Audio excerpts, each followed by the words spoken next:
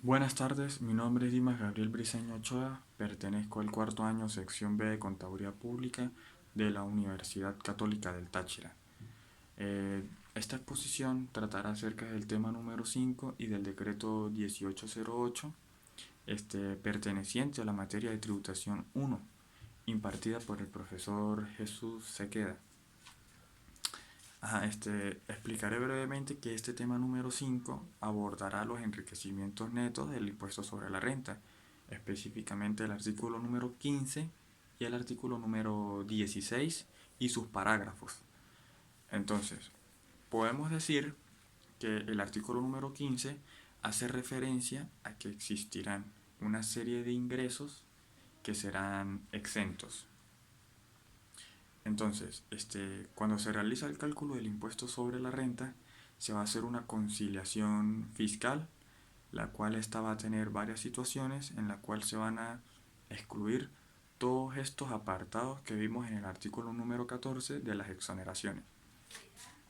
Entonces, también tenemos que tener en cuenta que existen algunos tributos no deducibles, como lo es el impuesto a las grandes transacciones y el impuesto a los grandes patrimonios. Llegados a este punto, este, cuando se realiza por completo el cálculo, sabemos que se van a excluir todos aquellos ingresos que no van a formar parte del impuesto sobre la renta. Esto con respecto al artículo número 15. Ahora, con respecto al artículo número 16, ¿sí? Este hace referencia básicamente es a los ingresos que van a formar parte del impuesto sobre la renta.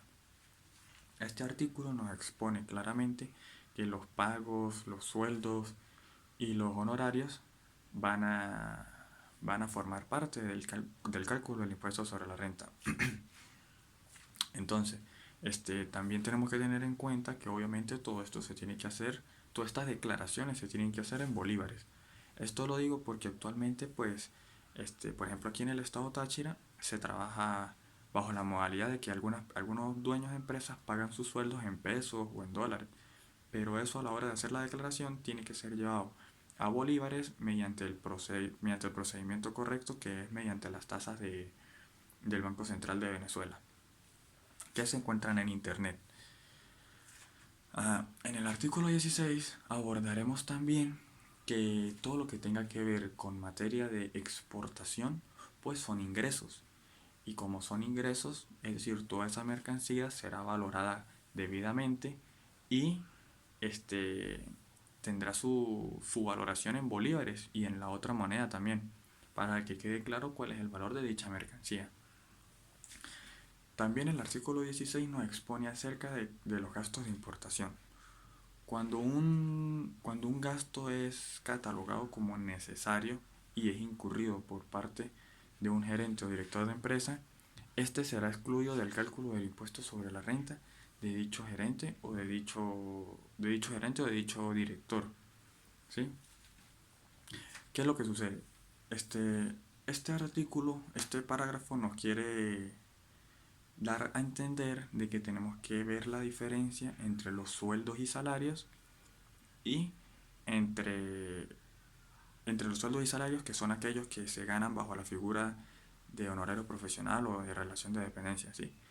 Y la diferencia entre aquellos ingresos que se tienen por parte de representación de la empresa. Aquí quiero llegar. Se puede dar el caso de que, por ejemplo, un gerente o un director de una empresa tenga que hacer un viaje en representación de la empresa. Entonces este viaje no será del bolsillo del gerente o del director, sino que será por parte de la empresa, pues es una actividad que se tiene que llevar a cabo como, como cualquier actividad profesional. Entonces es algo necesario para que este director pueda llevar a cabo su profesión, pueda llevar a cabo su labor. Entonces, llegados a este punto, también podemos nombrar otro gasto de representación, puede ser por ejemplo los gastos de transporte. Si da el caso de que la empresa no posee vehículos, entonces tiene que recurrir a estos gastos generales en nombre de representación de la empresa. También el artículo 16 expone acerca de las ventas de inmuebles a crédito y de cómo se va a trabajar para que se le aplique el impuesto sobre la renta. Pues bien, aquí nos expone perfectamente que se le aplicará dicho cálculo es sobre cada recaudación, sobre cada pago que se realice de esta venta a crédito. ¿Esto qué quiere decir? Bueno, que si por ejemplo se vende una casa por 100 bolívares con 5 pagos de 20 bolívares cada uno, eso significa que el cálculo se le hará es sobre esos 20 bolívares. Cada vez que se pague los 20 bolívares, se le hace el cálculo del impuesto sobre la renta. Esto se expone porque, bueno, se tiene la tendencia de malinterpretar de que se le va a calcular sobre los 100 bolívares, como por ejemplo, pero ya sabemos que no es así.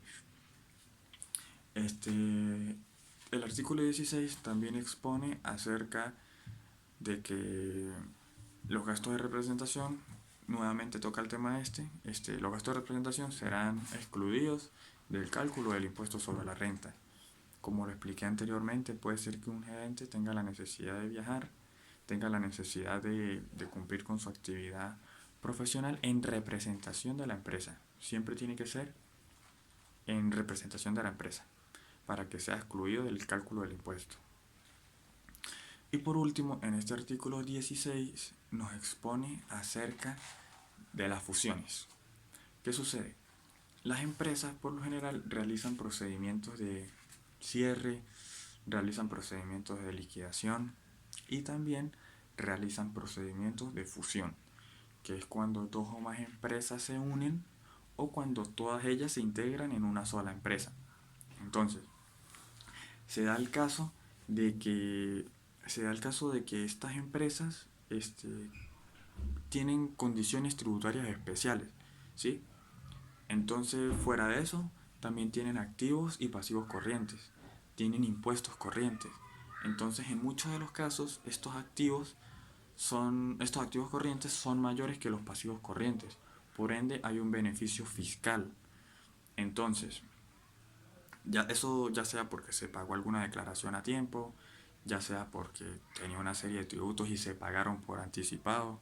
Entonces lo que la norma quiere asegurar es que todos estos créditos fiscales serán respetados a la nueva entidad que van a ser de dicha fusión. Entonces aquí es donde el contador público tiene que hacer la consolidación de los créditos fiscales, de los débitos fiscales, para ver si ese dinero se puede utilizar en manera tributaria. En materia tributaria, perdón. Ajá, para proseguir con un ejemplo acerca de la fusión, se da el caso que tres empresas se unen, por ejemplo. Sabemos que estas tres empresas anteriormente tenían deberes y derechos por separado. Entonces, lo primero que se tiene que hacer en una fusión es una consolidación de los estados financieros, ¿sí? Es decir, una integración total de los estados financieros. ¿Por qué? Si anteriormente existían tres cuentas de caja, ahora tiene que existir una. Entonces, este mismo principio se tiene que aplicar con las cuentas tributarias, con las cuentas de activos corrientes, con las cuentas de pasivos corrientes, con las cuentas de impuestos corrientes. Esto con el fin de determinar su consolidación por parte del contador público, ¿sí? Pues el contador público es el que se va a encargar de realizar dicha consolidación de los estados financieros, de realizar la determinación de la información financiera, de unificar los planes nuevos, porque resulta que si anteriormente existían tres empresas con tres planificaciones distintas, ahora que se integraron, tienen que, tienen que adaptarse a un nuevo plan en desarrollo, ¿sí? Un plan que cumpla los objetivos que tenían como entes separados y un plan que ahora cumpla tanto esos objetivos separados que cumplan ahora también el plan nuevo que tiene la entidad en general.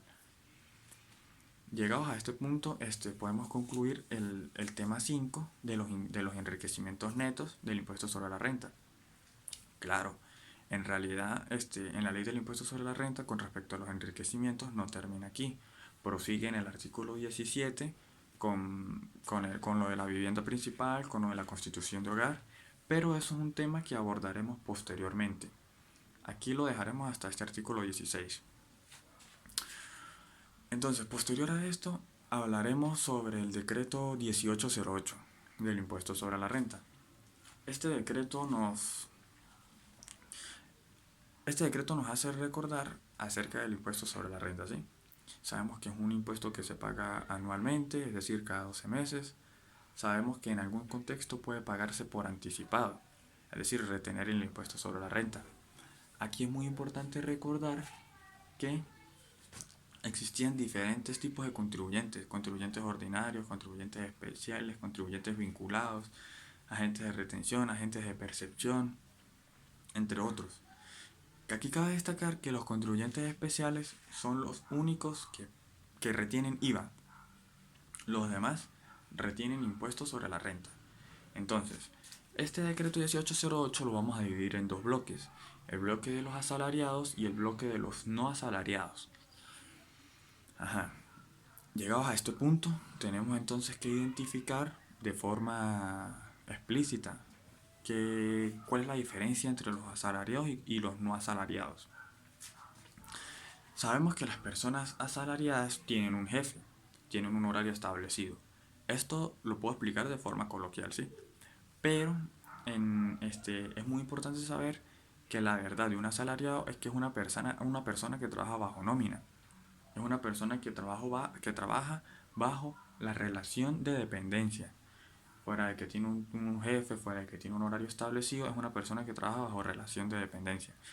Entonces, a diferencia de la persona que trabaja bajo la figura de honorario profesional, la principal característica de trabajar bajo la figura de honorario profesional es que estas personas van a hacer factura del servicio que está prestando.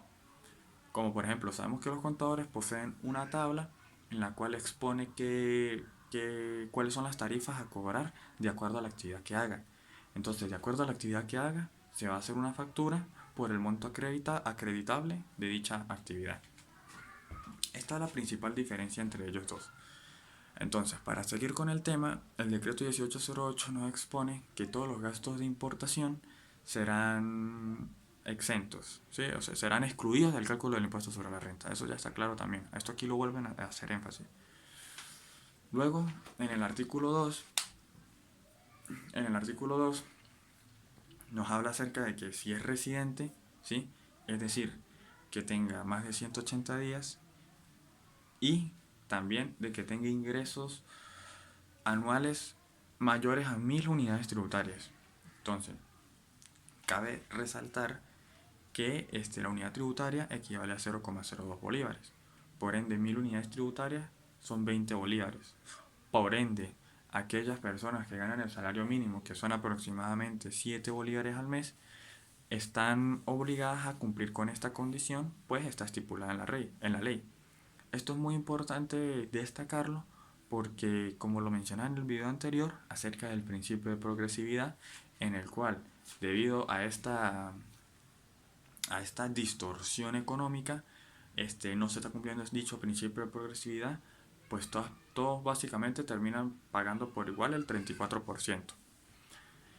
Llegados a este punto, el decreto 1808 continúa en el artículo número 3, en el cual expone que básicamente hay que tener cuidado con las personas no residentes, ¿sí?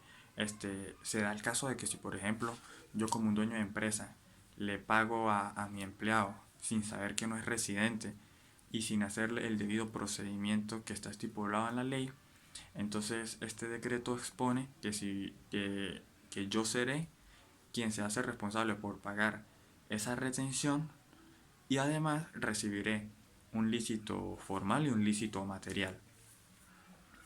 Entonces, prosiguiendo al artículo el número 4 y el número 5, estos dos artículos ya nos habla acerca del ARI, el cual es un formulario que se le va a dar a los trabajadores y es donde se encuentra básicamente el cálculo de las retenciones del impuesto sobre la renta. Cabe destacar que este formulario se le va a entregar a los trabajadores cada vez que haya un aumento de sueldo. Eso como primero. Como segundo, también cabe resaltar que en este formulario están los ingresos del trabajador, están los desgravámenes que estipula la ley, ¿sí? El cual estipula dos tipos de desgravámenes: el único, que es el de 774 unidades tributarias, y el detallado, que es aquel que llena el trabajador, es decir, ese es el que tiene las cargas familiares, entre otros. Aquí es muy importante destacar a los trabajadores que tienen que tener cuidado con las cargas familiares. ¿En qué sentido? Que si por ejemplo la esposa y el trabajador ponen por ejemplo en la carga familiar al mismo hijo o se ponen entre ellos, esto podría traer problemas legales. Pues no es la idea. O sea, la idea es que se pongan de acuerdo a quién van a poner de carga familiar uno y a quién va a poner de carga familiar el otro. Entonces, llegados a este punto en el cálculo del ARI, todos estos ingresos se le van a restar estos desgravámenes. Luego, de acuerdo al resultado que nos dé, lo compararemos con la tabla de valores que se encuentra en este formato y así al final nos dará el porcentaje de la retención. Posteriormente a estos artículos viene el artículo número 6, el cual expone que, que si un trabajador no puede llenar dicho formulario, se le nombrará un encargado que le ayudará a llenar el formulario y lo terminará. Esta es la exposición. Muchas gracias. Feliz noche.